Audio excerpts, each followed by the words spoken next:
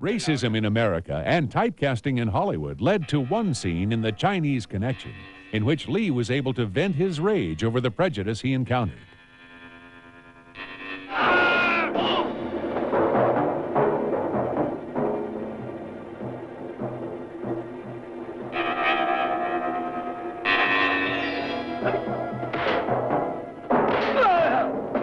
Fed up with Hollywood treatment, Lee went back to Hong Kong, where he became involved again with the Lee as a major star, since The Green Hornet had been televised there, retitled The Kato Show.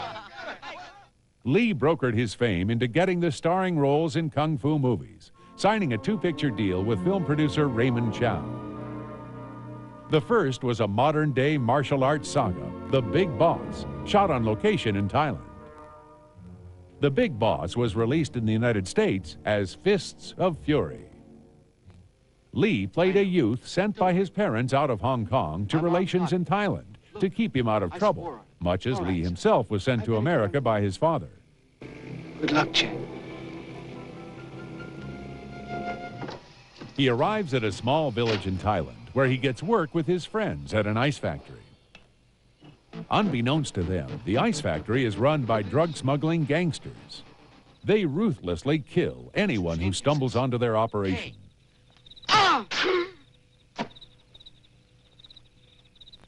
Come on now. Hurry, hurry.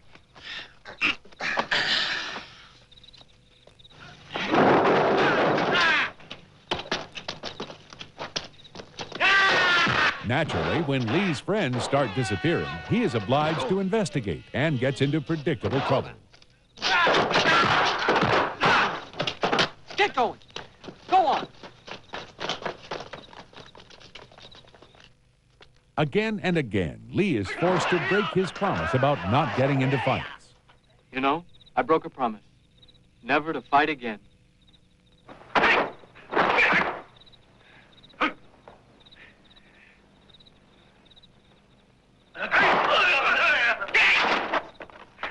A classic Lee touch is found in his films. When wounded by an opponent, Lee tastes his own blood to drive him to greater fury, turning a setback to an advantage.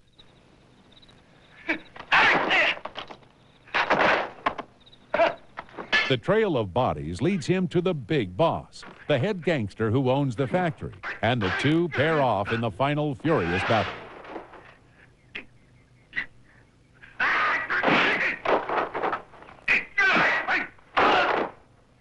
On-screen combat was matched behind the scenes. Argumentative, opinionated, and always striving for perfection, Lee feuded constantly with director Lo Wei during the making of the film. After the production wrapped, Lee dismissed the director as an incompetent hack, while Lo took credit for Lee's becoming a superstar.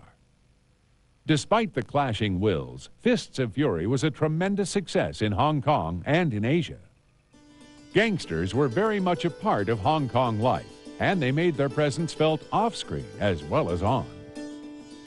Lee was pressured with money and threats to place himself under the thumb of mob influence. He was not intimidated.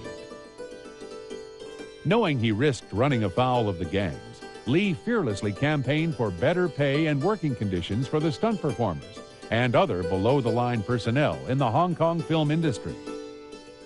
He made enemies, but he also made loyal friends. Higher production values were noticeable in Lee's next movie, The Fist of Fury, shot in Hong Kong studios. The movie starts with Lee arriving to find his beloved master had died under mysterious circumstances. Where are they? Round the back, burying teacher. Let's go then. Yeah. Set in Shanghai in 1908, the film told of a Chinese kung fu school being bullied by overbearing Japanese martial artists from a local karate school. Eh? Why so shy? What's wrong? Lost your tongue? Really? What a group. Just nothing but kids. There's not a man among you. Distraught over the death of his teacher and provoked by the arrogant Japanese, he goes to their school to teach them a lesson.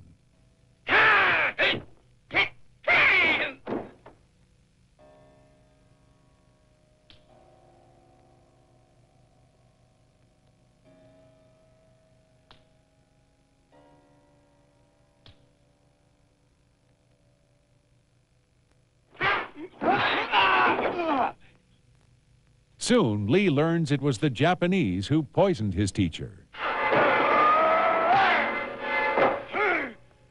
So why did you kill my teacher then? Why did you kill my teacher? Why? Why did you kill my teacher?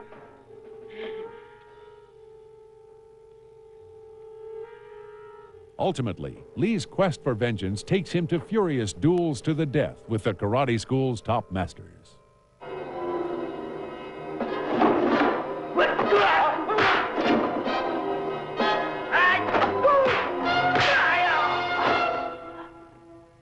Hold it! Although on the surface a tale of rivalry between Chinese and Japanese martial arts schools, some read political overtones in the tale of overbearing Japanese oppressing Chinese. At the heart of the movie is the domination of China by foreigners, particularly the Japanese, who exercised considerable bigotry against the Chinese in their military campaigns against China and frequent economic exploitation. There was plenty of resentment against Japan during its rapid domination of the Asian economies.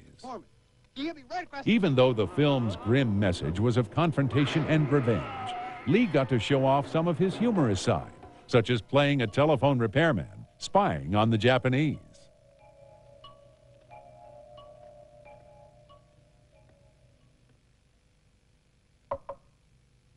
Good afternoon there.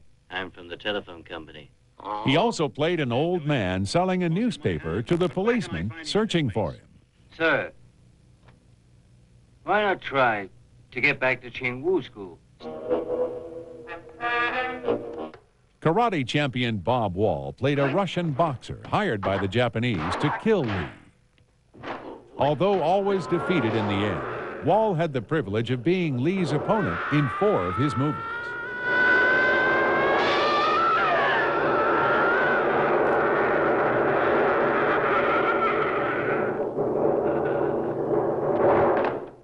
When ready for its debut in the United States, the original title of Fist of Fury was too close to Fists of Fury, the American release title for Lee's earlier movie. Because The French Connection was a big movie the year before, the American release company renamed Lee's new film The Chinese Connection. Lee's second kung fu film was a major hit, outgrossing the previous all-time blockbuster in Hong Kong, The Sound of Music. He's unstoppable, unbeatable, unbelievable. He's Bruce Lee, the master of karate, kung fu, delivering the Chinese Connection. The Chinese Connection was even popular in Japan, despite the anti-Japanese rhetoric. Bruce Lee became Asia's top star, and Hollywood finally began noticing the actor it had so frequently snubbed. The 1960s had witnessed a lot of change, and by the 70s, Western audiences were more willing to accept a non-white star in the lead role. Blaxploitation movies became the rage, and competing at the local theaters and drive-ins were a trickle of Chinese martial arts movies. Meanwhile, Lee went off to Rome to film his third kung fu movie, Way of the Dragon. This time, he had total control over the production, which he both wrote and directed. Although hampered by a small budget, the movie showed Lee to best advantage, mixing martial arts flamboyance with good-natured wit. A fan of Clint Eastwood and Sergio Leone's spaghetti westerns, such as A Fistful of Dollars, Lee incorporated the feel of Leone's films in his movie. Traces of Eastwood's Man with No Name can also be seen in Lee's performances. Again, Lee tangles with gangsters, this time inept Italian mafioso, trying to take over the heroine's Chinese restaurant. It's Lee to the rescue of the damsel in distress. Lee, unmerciful. Portraying a European champion hired by the mafia, Bob Wall faced off against Lee again with the same result. A Korean martial artist portraying a Japanese karate champion also took on Lee. But the most famous duel occurred at the film's climax, when Lee dukes it out with another hired thug, played by American karate champion Chuck Norris.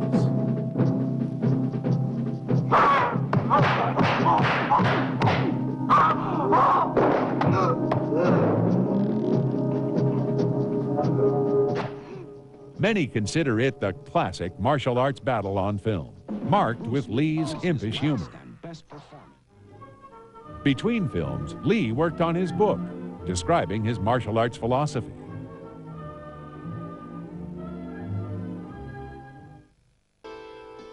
Lee tempted fate in other ways, picking a house with an unlucky layout, according to practitioners of feng shui.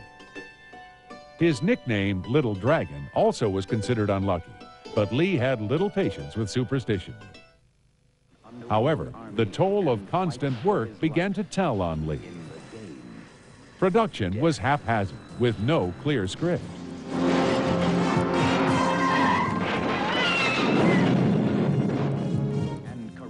Basketball star Kareem Abdul-Jabbar visited Lee on the set, and Lee improvised a fight scene between himself and his student friend. This sequence would later become a major selling point in the finished film, although it does not show Lee at his best. The leisurely production of Game of Death was interrupted when Hollywood came calling, interested in casting Lee in a major martial arts movie. Although tailor-made for Bruce Lee,